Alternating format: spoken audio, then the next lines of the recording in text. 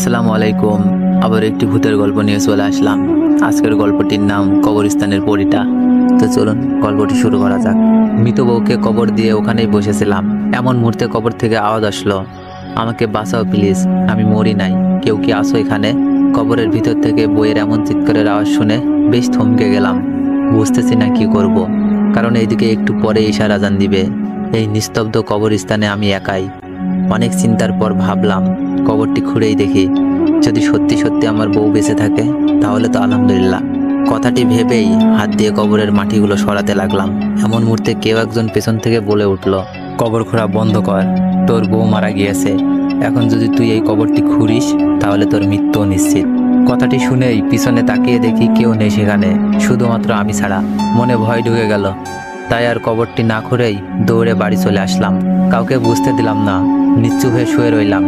এরই মাঝে কখন যে ঘুমিয়ে গিয়েছি বুঝতেই পারিনি আমি। ঘুমের মধ্যে স্বপ্নে দেখতে পেলাম আমার বউ আমাকে বলতেছে, আশিক, কাজটি তুমি ঠিক করো নাই, আমি এখন পর্যন্ত বেঁচে আছি, তুমি আমাকে বাঁচাও প্লিজ। স্বপ্নটি দেখার সঙ্গে সঙ্গে আমার ঘুম ভেঙে গেল। আর কিচ্ছু না ভেবে একটি কোদাল নিয়ে সোজা কবরস্থানে চলে আসলাম। এসেই মাটি খুঁড়তে লাগলাম। প্রায় অর্ধেক মাটি খুঁড়েছি। এমন সময় আবার পেছন থেকে কেউ একজন বলে উঠল, আশিক, চলে যাও এখান থেকে।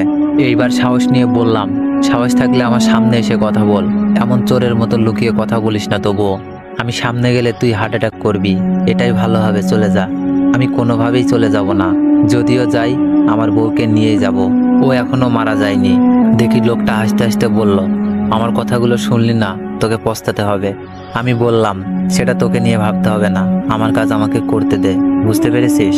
কথাটি বলেই আবার কবরটি খুঁড়তে লাগলাম। প্রায় 10 মিনিট পরে যখন কবরটা পরিপূর্ণভাবে খোঁড়া হয়, তখন নিচে নামতেই দেখতে পাই আমার বউয়ের মাথাটি পায়ের দিকে আর পা দুটি মাথার দিকে আছে, যা দেখে আমার শরীর থপথপ করে কাঁপতাছে এবং ঘামতাছে। চিৎকার শুরু করলাম, মিম, তুমি কি বেঁচে আছো? যদি বেঁচে থাকো তাহলে আমার সঙ্গে চলো। কথাটি বলেই সঙ্গে সঙ্গে কবরের ভিতর থেকে আওয়াজ আসলো, স্বামী, তুমি এসেছো আমাকে নিতে? হ্যাঁ, কিন্তু তুমি কথা বলতেছো কোথা থেকে সেইটা তো বুঝতে পারলাম না। এই দেখো আমি কবরের উপরে। কথাটি শুনেই উপরে তাকিয়ে দেখি সত্যি তো আমার বউ উপরে। তখন জিজ্ঞেস করলাম, তুমি উপরে থাকলে তাহলে নিচে কে? নিচে তো কেউই নেই। কথাটি শুনেই নিচে তাকিয়ে দেখি সত্যিই তো নিচে কেউ নেই। মুহূর্তের মধ্যেই উধাও। এই, তুমি না এখানে ছিলে, তাহলে মুহূর্তের মধ্যে উপরে গেলে কিভাবে? তোমার সামনেই তো উঠলাম আর তুমি দেখতে পেলে না? এইটা কোনো কথা? একদম মিথ্যা বলবে না। উঠেছি আমি, তুমি লক্ষ্য করো নাই? ও আচ্ছা, তুমি মৃত্যুর পরে কিভাবে বেঁচে উঠলে? তুমি তো মরে গিয়েছিলে। না, আমি মরি নাই। ঠিক আছে, এখন বাসায় চলো। কবরস্থানে বর্তমানে কেউ নেই, পুরো এলাকা নির্জন। আরে ভয় করিও না, আমি তো আছি। বইয়ের কথাই আশিক একটু আশ্চর্য হলো, কারণ যেই মেয়েটি সন্ধ্যা হলে বাইরে যেতে ভয় পেত, সে কিভাবে বলতেছে ভয় পেও না, আমি আছি। আচ্ছা মিম, তোমার ভয় লাগতেছে না? না, ভয় লাগতেছে না। তুমি থাকতে কিসের ভয় বলো? এরপরে মিমকে নিয়ে সোজা বাসায় চলে আসলাম। বাসায় আসার সঙ্গে সঙ্গে সবাই ওকে দেখে বেশ আশ্চর্য হলো, কারণ একটি মৃত ব্যক্তি কিভাবে জ্যান্ত মানুষের মতো চলাফেরা করতেছে। সবাই জিজ্ঞেস করলো, কি ব্যাপার মিম, তুমি মারা যাওনি? আশ্চর্য, আমি মারা যাব কেন? আপনারা বুঝতেছেন না। আপনারা বুঝতে না পেরে আমাকে মৃত ভেবে মাটি দিয়েছিলেন। ও যাক, আল্লাহ তোমাকে বাঁচিয়ে রেখেছে, এইটা দেখে আমরা খুশি হলাম। তাই? হ্যাঁ, কারণ তোমার মতো। কথাটি শেষ হতে না হতেই আশিক বলে উঠল, মিম, তোমার শরীর অপরিষ্কার, ওয়াশরুমে গিয়ে পরিষ্কার হয়ে আসো। ঠিক আছে। এরপরে এভাবে 3-4 দিন চলে গেল। হঠাৎ একদিন রাতে লক্ষ্য করলাম মিম বিছানায় নাই। তাই কৌতূহলবশত বাইরে বের হলাম খোঁজার জন্য। বাইরে আসার সঙ্গে সঙ্গে দেখতে পাই মিম উঠান ঝাড়ু দিচ্ছে।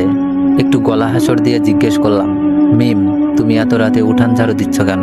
কাহিনী কি? হ্যাঁ, দেখো না স্বামী, জায়গাটা কত অপরিষ্কার। এমন স্থানে কেউ থাকে বলো? প্রায় 3 বছর এমনভাবেই থাকলে হঠাৎ তোমার এতটা পরিবর্তন, বুঝলাম না।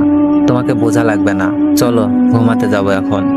কথা বাড়ালাম না, মিমের সঙ্গে ঘুমিয়ে পড়লাম। পরের দিন সকালবেলা উঠে একটু বাইরে যেতেই শুনতে পেলাম কবরস্থান থেকে লাশ হারিয়ে যাচ্ছে। সেই লাশগুলো আবার একটি পুকুর পাড়ে পাওয়া যাচ্ছে, কিন্তু লাশের চোখ দুটি করেই নিখোঁজ। কথাটি শুনে একটু ভয় পেলাম মনে। তার সামনে না গিয়ে সোজা বাসায় আসলাম। বাসায় এসে দেখি মিম বাসায় সব কাজ করতেছে। বুঝলাম না, যেই মেয়েটা কাজকে ভয় পেত সেই মেয়েটা কিভাবে এত কাজ করছে। এমন মুহূর্তে মা এসে বলে, আশিক, বাবা তোকে কিছু কথা বলতে চাই আমি। হ্যাঁ মা, বলো, কি বলবা? বাবা, মিমের কথাবার্তা আচার আচরণ বেশ অদ্ভুত হয়ে গিয়েছে। যেই মেয়েটা কোনো কাজ পারতো না সে এখন সব কাজ করছে, আবার বলে আরো কাজ থাকলে বলো আমাকে। মায়ের কথা শুনে আমিও বেশ অবাক হলাম, কারণ আমিও এইসব পরিবর্তন দেখতেছি মিমের মধ্যে। মা, আমি দেখতেছি এ ব্যাপারটা, তুমি চিন্তা করিও না। সারা দিনটি যাওয়ার পরে রাত্রে মিমকে বললাম, মিম তুমি কি সত্যি আমার বউ? মিম বলে, এমন অদ্ভুত প্রশ্ন। এমন অদ্ভুত প্রশ্ন শুনে মিম উত্তর দিল, তুমি যে কেমন প্রশ্ন করো আমার কাছে উত্তর থাকে না, তাই এই তুমি এখন ঘুমাও তো, আমার ভীষণ ঘুম পাচ্ছে এখন।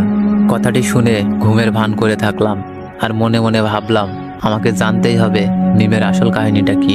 কবর থেকে উঠে আসার পরেই কি এমন হলো? এইভাবে চিন্তা করতে করতে রাত 12টা বেজে গেল। এমনও মুহূর্তে দরজা খোলার শব্দ পেলাম, তাই সঙ্গে সঙ্গে উঠে পড়লাম। উঠেই দেখি মিম একটি সাদা শাড়ি পরে কোথায় যেন যাচ্ছে। কৌতূহল হয়ে তার পিছু নিলাম, দেখি কোথায় যায়। এত রাতে এই সাদা শাড়ি পরে প্রায় 2-3 মিনিট পিছু নেওয়ার পরে দেখলাম মিম কবরস্থানের দিকে যাচ্ছে, যেটা দেখে আমার বুকটা একটু কম্পন দিয়ে উঠল। তবুও পিছু যেতে থাকলাম। অবশেষে যখন কবরস্থানের কাছে চলে আসলাম তখনই দেখি মিম তার শরীর থেকে সেই সাদা শাড়িটি সম্পূর্ণ খুলে ফেললো।